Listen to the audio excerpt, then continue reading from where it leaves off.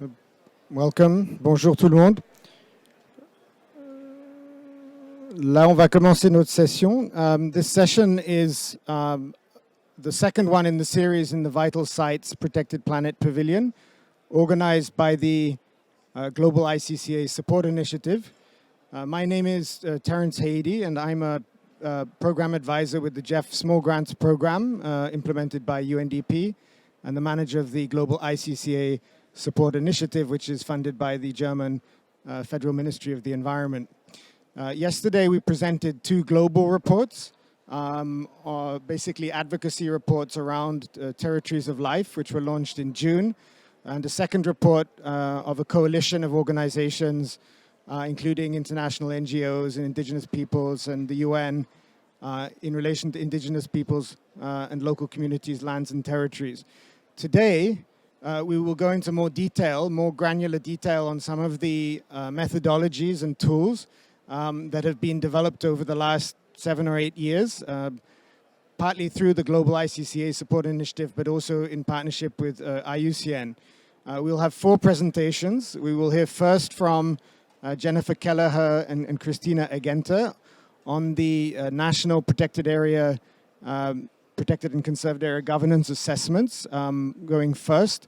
We'll then hear online from the UNEP World Conservation Monitoring Center around the Global ICCA Registry, which has now been going for about 12 years in terms of some of the procedures and processes for collecting data, maps, and other consent-related procedures from Jessica Stewart. The third presentation will then be from Natural Justice that has been involved in conducting national legal reviews of ICCAs and governance in over 15 countries at the global level, which will be online. Barbara Lassen and Jose Alwin, who's joining us from Chile. And then we'll cap off with a presentation by Phil Franks from IIED on a site-level protected area or ICCA site-level methodology called SAGE for governance assessments at the site level, and then hopefully we'll have time for Q&A. I think we're running about 10 minutes late, so maybe we'll need to take that into account. So here you see Barbara and Jose, welcome. So without further ado, we'll go straight into the first presentation by Jenny. You have about 10, 12 minutes for you and Christina.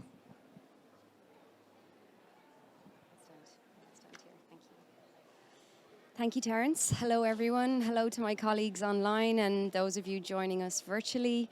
My name is Jennifer. I work for the IUCN Secretariat in the Global Protected and Conserved Areas Program. I'm leading a program called Governance, Equity and Rights, and I'm also a lawyer, legal anthropologist and legal historian.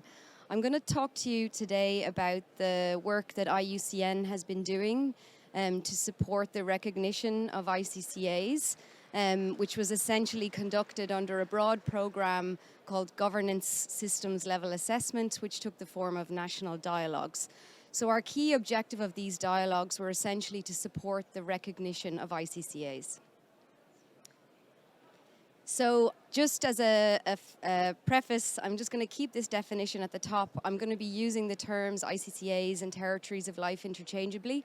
But just to remind that this is a definition that's recognized by the IUCN, and you see it here, as a governance actor, governance type in protected areas, but also conserved areas, and now this emerging concept of other effective conservation measures. So what did we do in our assessments? Now, when I say we, I'm talking about IUCN together with a partner, the ICCA Consortium. We were usually a very small team of 2 to 3 people. We started with desktop work. We did some research at the country level using this particular publication, Governance of Protected Areas by IUCN.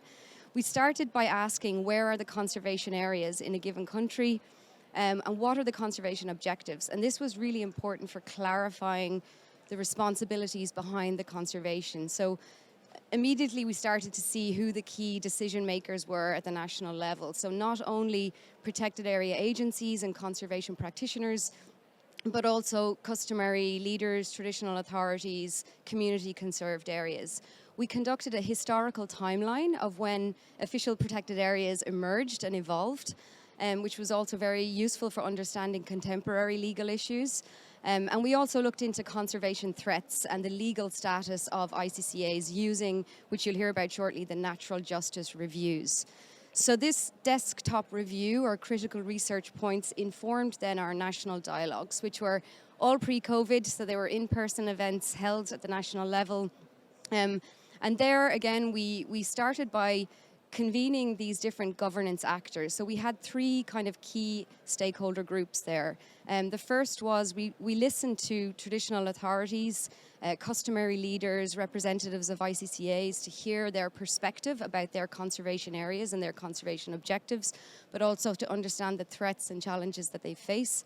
We then, in a second group of people, listened to government officials. And so these were generally protected area agencies, but also from other sectors. And we had very good representation across forestry, water in different countries. And then a third key group were researchers and different types of advocates at the national level that were brought together. Let's call them knowledge holders, who were really critical in providing data for us.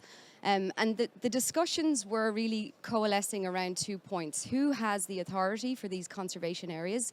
Is that authority, what is the governance like there? Is it good? Could it be improved?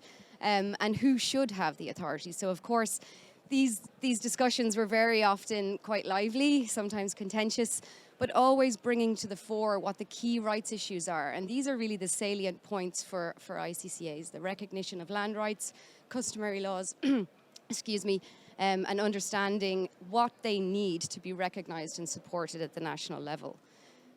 So the outcomes, we can't really say that there was one great solution emerging from all of these dialogues. We held them in 6 countries and we're starting to hold them in more.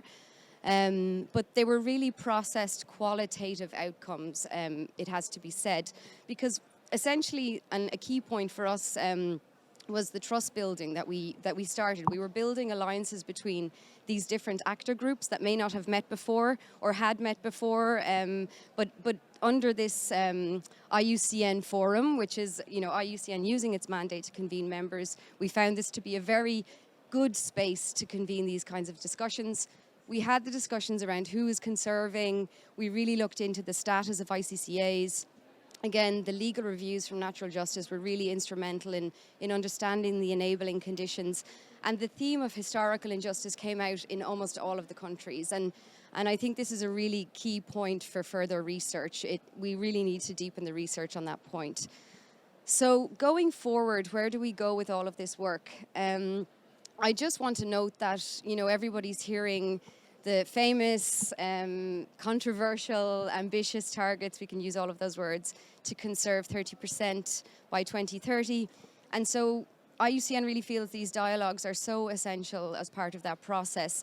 Everybody talks about global to local, and the national level is really where we're going to see these critical debates being held. We need to embed the research that was done in this step 1 into those processes, engage the CBD focal points, and also the NBSAP, so the national reports, and maintaining the dialogue really amongst all the different actors was key.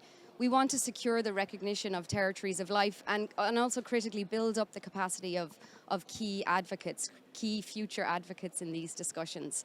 So I think I'll leave it there. That was a bit of a fast discussion, and I'll hand over to my colleague, Christina. I will mention that those were the countries that we worked in, and you can find more information by emailing me. Thank you for listening. Christina. Should I just stand here? It's okay. Yes. Thank you, Jennifer. Thank you, everybody. Just sharing a couple of reflections from one governance assessment that was conducted in Indonesia. I'm Christina. I work for WWF International now, but I was in WWF Indonesia for a lifetime. And but more importantly, I'm here on behalf of the working group on ICCA in Indonesia, which is a coalition of 10 civil society organization, conservation organization, human rights, and indigenous people organization. And they took on the lead on conducting this journey in assessing the governance of one national park. And of course, acknowledging the support of IUCN in this, the larger UNEP program, and ICCA Consortium supported all along. Only a couple of points. Why we decided to have this governance assessment in a protected area that is relatively safe from the point of view of rights of indigenous people. It was the first national park in Indonesia recognized for and with an ideally effective, collaborative management with indigenous people, because the protected area overlaps their 11 indigenous territories completely. So that was a matter of continuous existence and recognition of their rights. So on paper, the rights were recognized. There was institutions in charge of collaborative management. Everything was in place. But one missing element was that word, vital. The vitality of this governance system was not there. People were not meeting. They were not talking to each other. They were decision-making was done in Jakarta, in the capital, not in the place. So it wasn't working.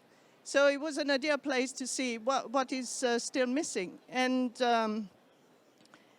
most importantly, I would say that what was missing was the communication, the engagement, the continuous engagement of all stakeholders and right holders, talking to each other, and more importantly, listening to each other. Poor communication was one of the critical findings. Poor communication, as the local people, indigenous people would say, we never see them. When they come up, they do something, we don't know what they do, and then they go. That was a recurrent comment of what the lack of engagement, of partnership, and working together. So it's important, what was important for this particular process of governance assessment, it was to re-engage everybody into this dialogue and keeping everybody into this journey towards a better collaboration for the governance of the particular park. So I think maybe, as Jenny said, there wasn't anything quantitatively that came out of this governance process that lasted over a year. But the dialogue was there, and the hope that there would be shared and appropriate solutions in the future. Thank you.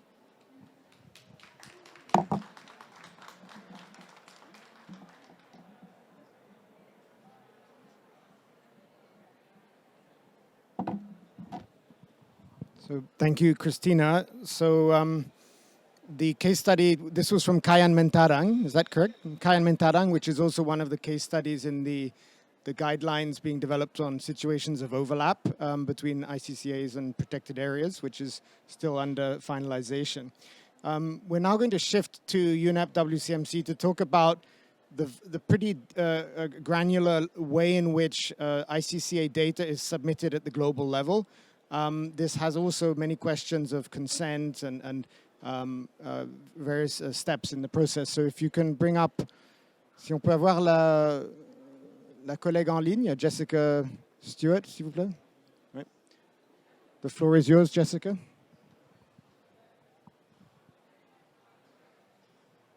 Hello, thanks everyone. So my name is Jessica Stewart and I work at the United Nations Environment Programme World Conservation Monitoring Centre, or for short UNEP WCMC. So today I'm going to talk to you about the global ICCA registry. I can move my slides along. One second.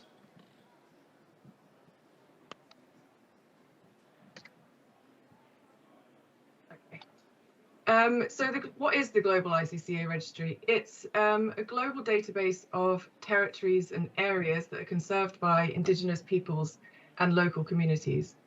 And as Jenny said, these areas get abbreviated to ICCAs, but also to territories of life. So when we talk about ICCAs and territories of life, we are discussing the same areas. So the ICCA registry database was developed in 2008 to raise awareness of the significance of Indigenous peoples and community-led conservation practices. It provides much needed evidence base to promote the recognition and the support of ICCAs worldwide, and is part of the ICCA Global Support Initiative, which Terence mentioned at the beginning. So, Jessica, do you want to show your can you slides? still see the slides? No, we can't see the slides. We only see you, I right? thought there was. Oh, sorry. Okay, I'll try again. I thought it would. Okay, now we can see it. Okay, Yeah. can you see the slides now? It's up. All good. Okay, perfect. Okay, so this was the previous slide. And now we're on to this slide. So the ICCA registry database. So here you see a screenshot of the ICCA registry website, and we collect lots of data in the actual database. So at the moment we have 430 ICCAs in there across 54 countries and territories. And at the moment this covers about 570,000 square kilometers, which is roughly the same size as Kenya.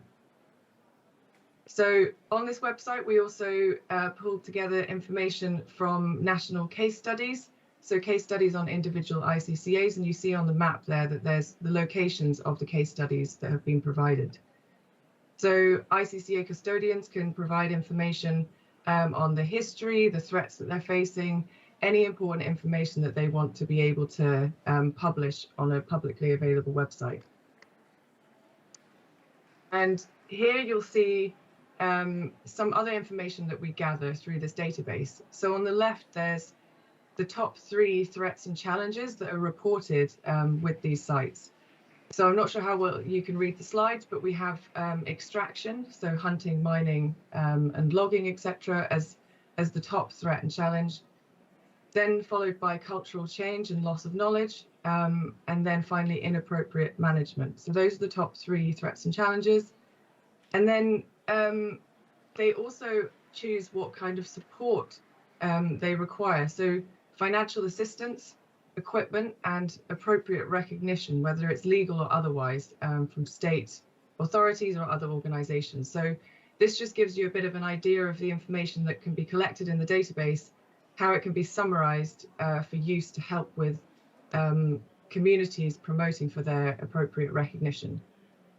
So, as I said, we've got 430 ICCAs in the database at the moment, but that really is just a tiny fraction of the ICCAs that we know exist in the world.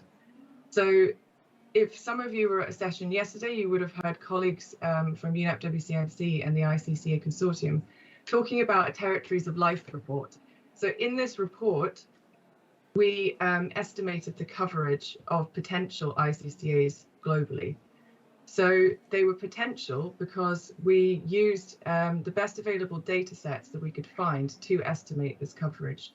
So using data sets of areas that are governed or owned by Indigenous peoples and local communities, and selected those that are in good ecological condition. And so these are the values that tie in with the definition of Territories of Life and ICCAs. So it gives a broad picture of where these areas could be if they are self-recognized and self-reported by the custodians. So this map shows you really what we found with this estimation. And in blue, you'll see the area of estimated potential ICCAs, and in red, those are the known ICCAs that are in the ICCA registry. And actually, the potential ICCAs cover at least 1/5 of the world's land. So it's a huge area, and it's equivalent to the continent of Africa. So at the moment, you'll see in the ICCA registry, we've got roughly the equivalent of the size of Kenya. But actually, what we think is out there is roughly the size of the continent of Africa. So this really, really showcases how much area Indigenous peoples and local communities are managing and how they're contributing to the conservation of nature across the world. If potential ICCAs were appropriately recognized for their contributions to conservation alongside the existing state and privately governed protected and conserved area network, then the estimation goes up to coverage of 31% of the world's land. So it's a really, really huge contribution. And so fulfilling the CBD's 2050 vision of living in harmony with nature can only be achieved through a human rights-based approach that respects the Indigenous peoples and the local communities as rights holders of these areas. So what this analysis does is also give an indication of how much data we are currently lacking at the moment. And the only way to really truly know about ICCAs, including their location, the extent, and all the diverse values that they hold, is to support Indigenous peoples and local communities to document and map their own ICCAs on their own terms. So at the moment, UNEP WCMC have been working with digital democracy with this intention in mind to support communities to map the areas that they're conserving. So Mapeo is an existing app developed by Digital Democracy, and they have now created a specific app called Mapeo for ICCAs, which we will launch very soon. And this will allow communities to map the boundaries of their ICCA and submit this information direct to UNEP WCMC. And this will be able to replace this estimated data set and to build a much larger and much more accurate data set on ICCAs as reported by their custodians. And as ICCAs are submitted to the ICCA registry, they can also be submitted to the Protected Planet Initiative, which some of you may be familiar with. But this global platform collects data on protected areas and conserved areas worldwide, or more specifically, protected areas and other effective area-based conservation measures, OECMs for short. And ICCAs can meet the definition of a protected area, or they can meet the definition of an OECM as well. So if the custodians of the ICCA would like to assign that definition and to submit their data to this global platform, then they can do so either through the mapping app or through other methods that we have for data submissions. So who can participate? ICCA custodians are encouraged to participate either directly, or they can participate through supporting partners.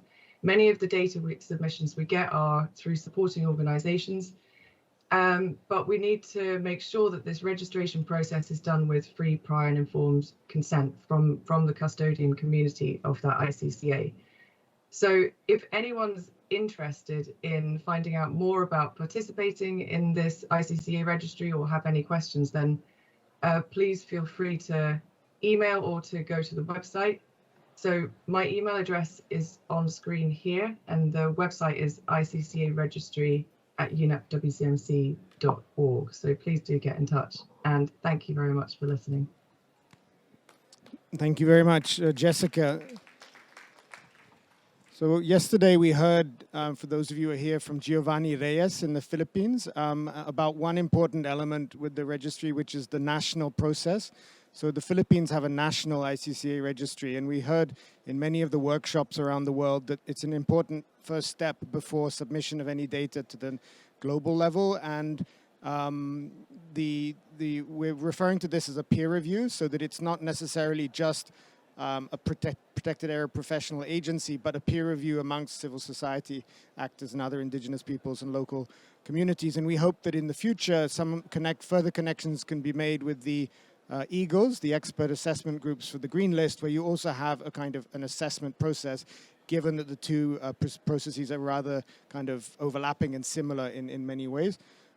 So now we will shift to natural justice, who have been focusing mainly on the legal context for ICCAs in about 15 countries. There had been about 10 years ago, and I think I lose track now, but in about 2012, an assessment of legal reviews in a number of countries, which was very, very rapidly done on a shoestring.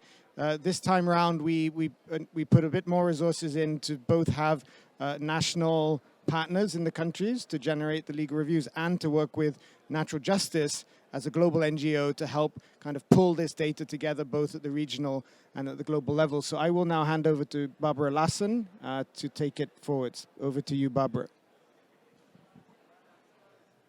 Thank you, Terence, and hello, everyone. So just very briefly, Jose and I will share this presentation. I'll give a brief overview of the legal reviews in general, and then Jose will talk a little bit about what came out of them in Latin America specifically to give you a more concrete idea. So I'm going to try and share my screen now.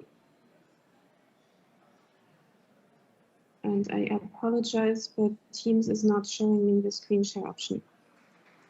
I'm not quite sure why.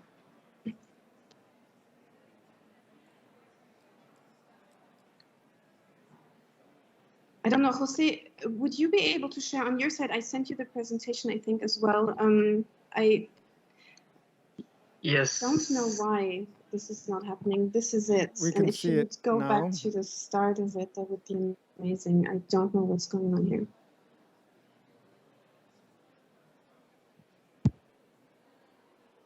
I think we're on slide 8. Can you go to the very first slide? Yes, sorry. Right. Very well. Thank you so much, and apologies, everyone. As I was saying, so I'll give a quick overview of what we're trying to do with these reviews and what's been coming out, and then Jose will dive a bit deeper into the regional aspect of it. Next slide. So why legal reviews? What we looked at with the legal reviews is much more than just looking at are ICCAs recognized in a country and how. Because the reality is that communities want to conserve and defend their territories of life are faced with a number of different legal frameworks that influence their territories and resources. Some of them will convey certain rights, but all of this has a tendency of being very fragmented. And so the idea is that you really need to have the full picture of how a legal framework deals with community rights, deals with indigenous people's rights over land's resources, and also procedural rights to really get an idea what's out there in terms of instruments that people can use for the recognition of the ICCAs, and what is lacking and what needs to be changed in the different countries. Next slide. So just as a quick overview, Terence said it, there was a first generation of reviews back in 2012, and then through the GSI, we've been able to extend it to around 20 countries on 3 continents, where through SGP, local organizations conducted these national legal reviews in country. We also did a review of international law, and basically what we did is that we updated something called the Living Convention, which I'll talk about in a second and present. What we're still working on is to synthesize these things at the regional level and to outline basically the legal options that communities have when they want better recognition for their land and resource rights around their territories of life. We're also working on policy brief. We've been inputting into several policy platforms, such as today at the World Conservation Congress, but also we've been participating in regional protected area congresses, Latin America. The African one is upcoming, the CBD negotiations, and we're going to support some of the implementation of what comes out of these reviews in a few countries. Next slide. So the Living Convention, so we basically took the opportunity of the GSI to update something that was pre-existing, which is a compendium basically of international frameworks as they relate to indigenous peoples and local communities' rights on resources, knowledge, land, etc., etc.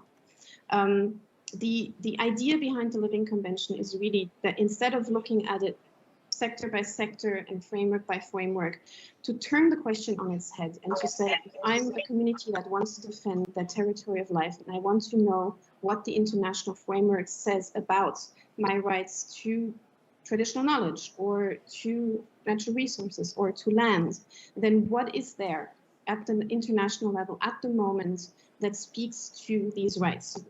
To avoid having to go through all these different frameworks, to really look at the thematic issues that, or the bundles of rights that that indigenous peoples and local communities want to rely on to ask for better recognition.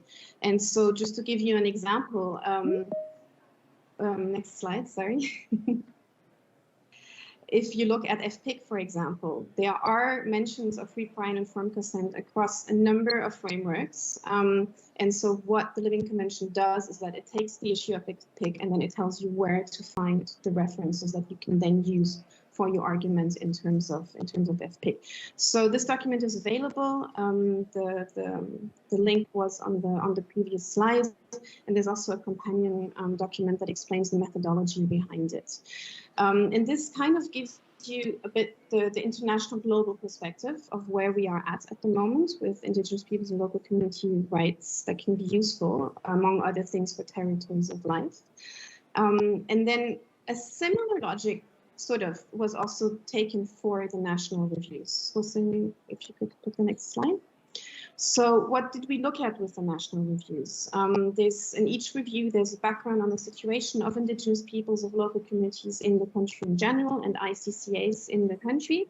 And then we looked at, or the experts looked at, a whole range of sectoral laws that are relevant, from human rights laws to land, water, natural resources, protected areas, of course, but also cultural rights, extractives, infrastructure, mining, agriculture, to really look where are community rights enshrined and where are they not? Where are the gaps?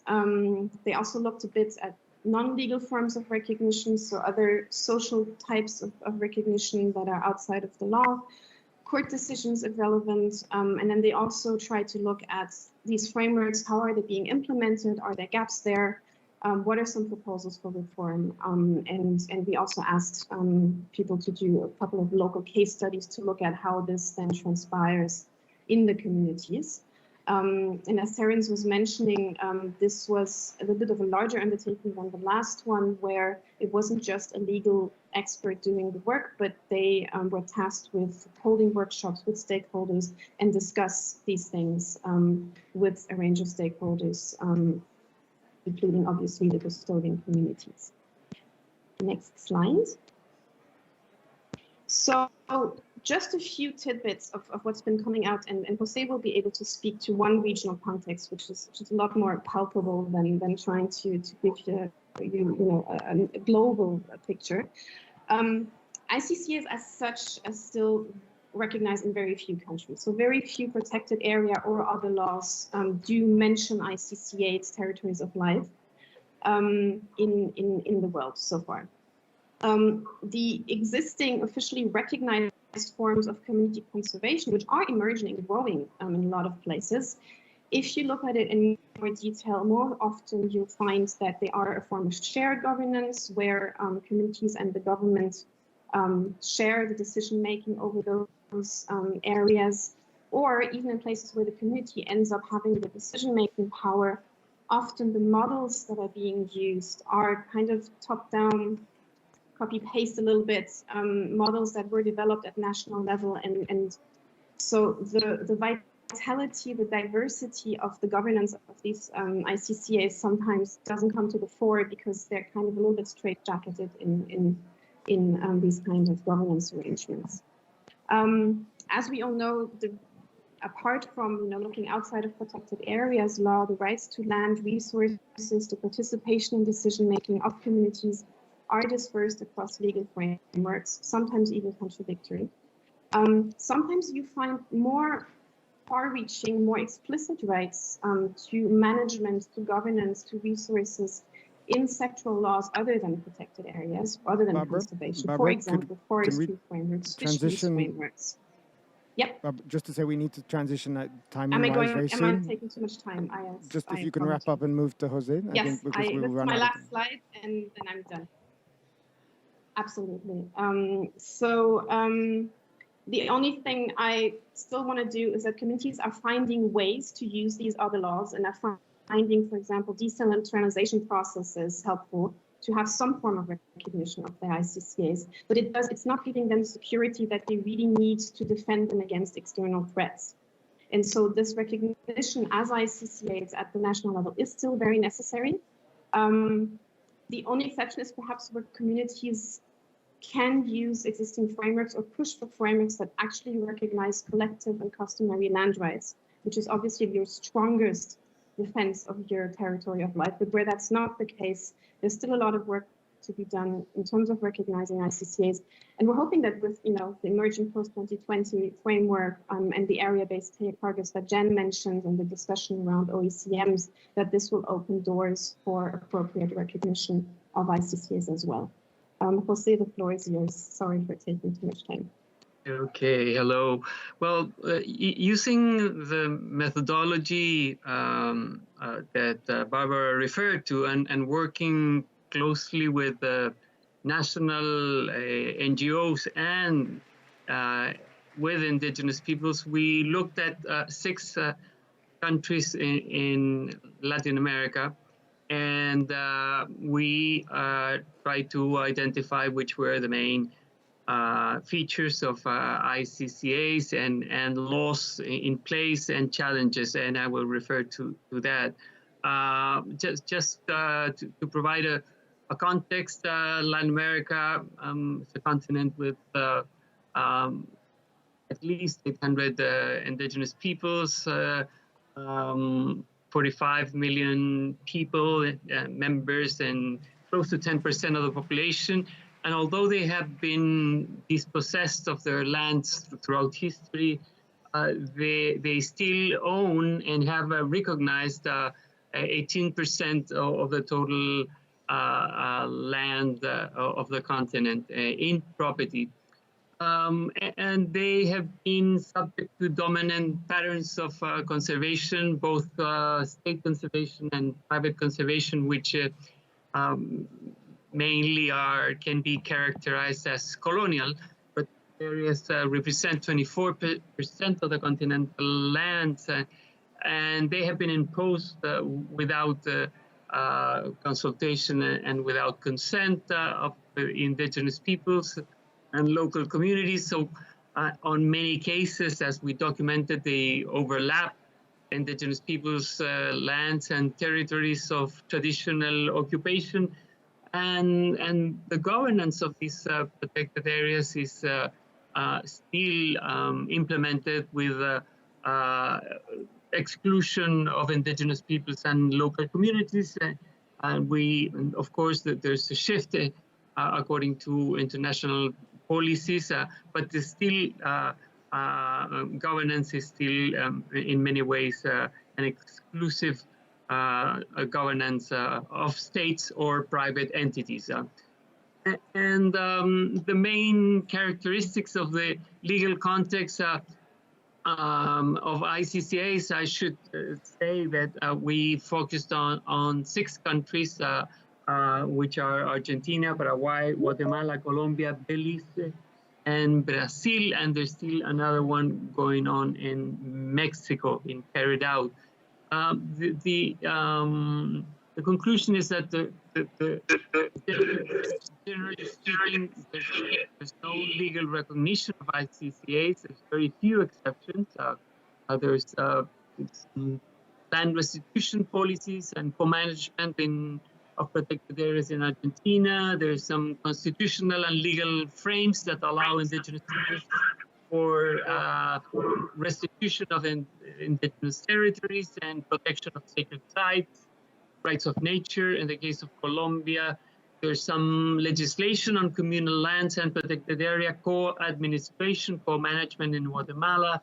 There's some bylaws that acknowledge ICCAs in Paraguay, and there's some co-management and some full management of indigenous of protected areas, state protected areas in Chile. There's a marine protected area governed by indigenous peoples in the case of Chile.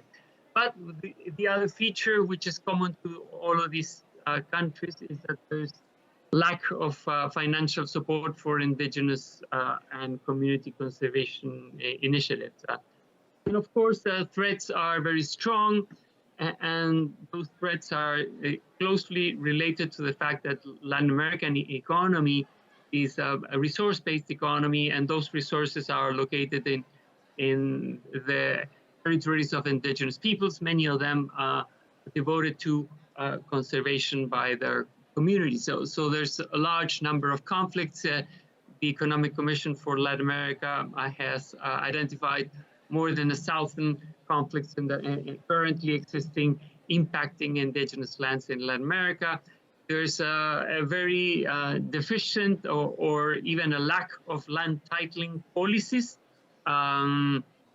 bureaucracy, lack of resources, and unfortunately, Latin America has a record of threats to indigenous rights defenders, the highest number of murders and threats to indigenous and community land rights defenders. And the challenges identified, finally, we identified many challenges, of course, but in the summary, for states basically to comply with international human rights obligations and conservation commitments that have been made by states in Latin America, respect for indigenous people's right to self-determination, restitution of indigenous ICCAs that overlap with protected areas, free, prior, and informed consent as a pattern for the establishment of protected areas,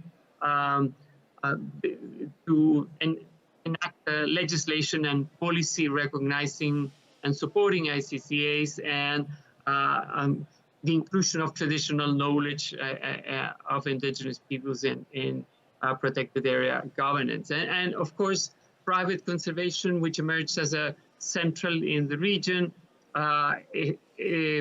The conflicts of private protected areas are very similar to those of state protected areas. So we encourage the restitution of these areas when they're established on indigenous people's traditional lands, and refrain from creating these private protected areas on indigenous people's lands and territories. That's basically what we wanted to share.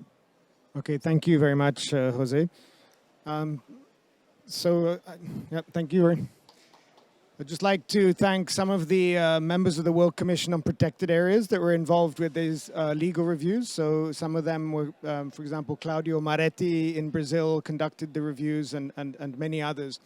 The next step with the legal reviews, the idea was that there would be options for legal recognition for ICCAs in the different countries. We continue to work with the BMU in Germany and other partners to look at how that can be done. Certainly under the post-2020 framework, the development of model laws that could be channeled through the appropriate mechanisms is something that we will be looking at. The final presentation will be now from Phil Franks from IIED, looking very much at the specific site level. We were running 10 minutes late at the start, so I do hope we will have some time for discussion before we close.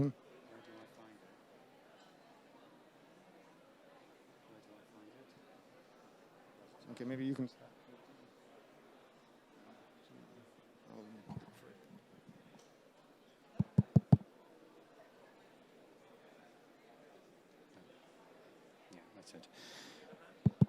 I think we're okay. You just go into presentation mode. Yeah, that's fine. Okay.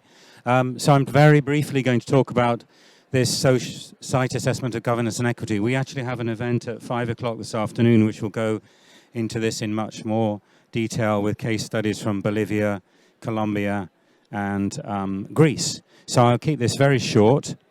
Just to say, summary, that this assessment is something used by stakeholders and rights holders at the site in the PA or conserved area to assess the quality of governance and related governance arrangements, such as relationships with local government and other PAs maybe. The objective, first and foremost, is to enable site-level actors to improve the governance and equity of their conservation work and thereby improve social and conservation outcomes.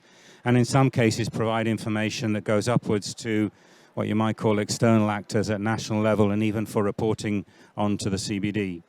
The approach of the whole thing is similar to the Protected Area Management Effectiveness Assessment, notably the MET tool, but with a multi-stakeholder process where the main actor groups, such as local government officials, that's what you see in the picture here, they're sitting under a tree doing the assessment. Community men are in a room behind them in that classroom. Community women are under another tree. and the PA managers are in another corner. They're all doing it on their own, and then in day 2 they come together and share their results and discuss actions that could be taken to improve things. It's all based around this framework of principles which comes from the IUCN governance principles for protected areas, but essentially they're all the things you would expect and hope to see here: respecting rights, respecting for actors themselves, participation, transparency, dispute resolution, etc. And most of these relate to equity, and equity, as I'll explain more this afternoon, has these 3 dimensions, and this framework of equity and these principles were endorsed last COP by CBD in voluntary guidance, which was prepared for equitable governance of protected areas. That's the language which was used in that guidance. So I want to play a video of the use of this at an ICCA in Tanzania, which was...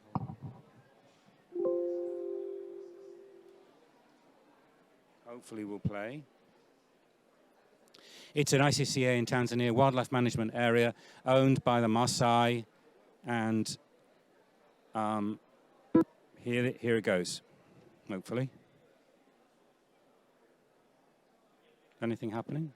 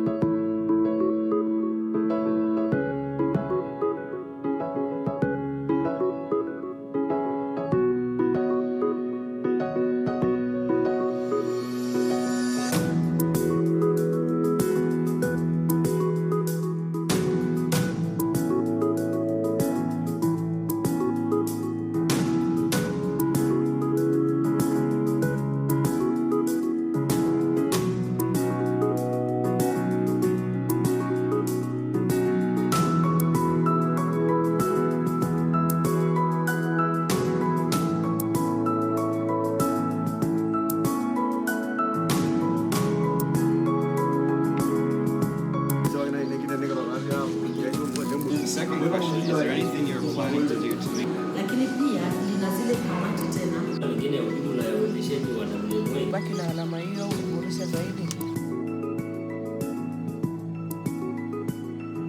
Semaji kwanza asimame waombe radhi kuna mama. Soma swali, elewa alafu ukweli mipango yetu ni shirikishi kuanzia chini mpaka ongea ukiwa chini, ongea ukiwa chini. Sasa kijijini kawaoa mtu na tembo, Randile ni usikaji. Na huyu tembo anajulikanaje kama ametoka Randile? Kwa nini asiwe Randile? kwa wao nafikiri walifanya swali baada ya lunch. Ukitoka nje tu umepigwa.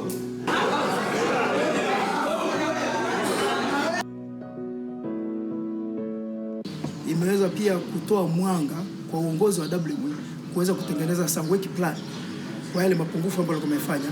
Kwa mwisho wa siku ni kwamba wanaweza WCMC inaweza kufanya vizuri zaidi katika maeneo ya hifadhi, hasa kwenye mambo ya uongozi na utawala bora. Inatoa mwanga na dira juu ya uendeshaji wa WCMC. Inaonyesha sehemu tumefanikiwa zaidi na sehemu yenye changamoto. Kawaida kama sisi wakina mama wa kifugaji sana sana tunaogopa kusimama kwenye mikutano, lakini ukija hapa unapata changamoto ya kusimama. Tool hii ikitumika vizuri na kufanya tathmini kwenye masuala ya uongozi na utawala kwenye WCMC nyingine zote Tanzania, na wa mwisho siku wakatengeneza mipango action plan au strategic plan kwa kutumia tool hii, wanaweza wakafanya vizuri zaidi kwenye masuala ya hifadhi.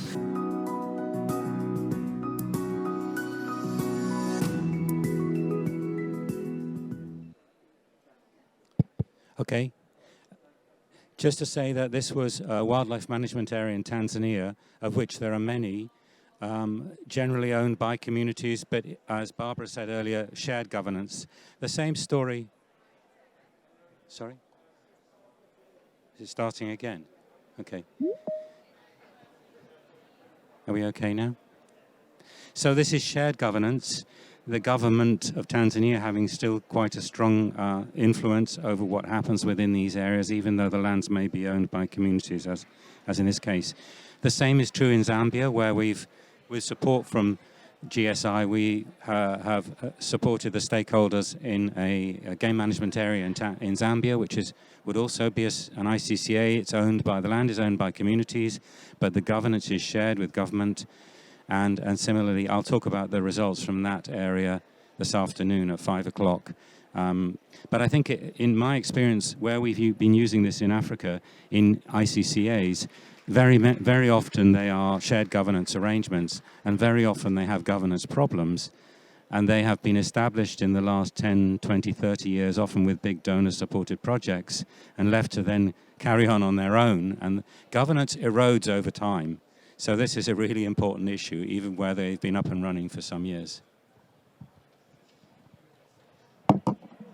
So thank you, Frank. I would encourage you, if you have any questions, to go to the event this afternoon that Phil is organizing. So the next event is happening really on the dot. It's my big boss from the GEF in Washington who will be coming in. So I think we need to make space for them to come up in front. So Ruchir, I think we can just transition straight right now.